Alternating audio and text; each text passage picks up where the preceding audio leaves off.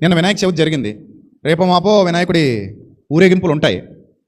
మొన్న మధ్య గరికపాటి వారు మాట్లాడుతూ అంటాడు ఆయన, రై సినిమా పాటలతో ఊరేగింపులు ఏంట్రా బుద్ధిహీనులారా అని తిట్టాడు ఆయన. సినిమా పాటలతో బూతు పాటలతో వినాయకుడిని ఊరేగించడం ఏంట్రా అని తిట్టాడు గరికపాటి వారు. అంటే సంస్కరణోద్యమం జరిగిస్తున్నాడు అతను. అంటే వీళ్ళు సంస్కరించాలి అని ఎవరో ఒకరు అది విని ఏమవుతారు, ఆయన నిజమేలే ఇది కరెక్ట్ కాదు అని మారొచ్చు కదా వాళ్ళు, వాళ్ళ మాటలు విని, గరికపాటి వారి లాంటి వారి మాటలు విని కదా. సో అంటే కాలం గడిచే కొలది మనిషి ఒక వ్యవస్థ వలన నేర్చుకుంటాడు, ఒక వ్యవస్థ వలన అర్థం చేసుకుంటాడు.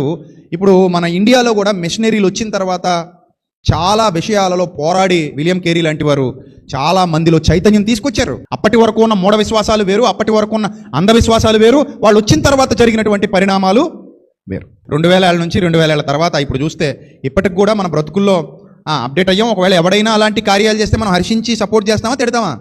సో విధానాలు మారుతూ వచ్చాయి.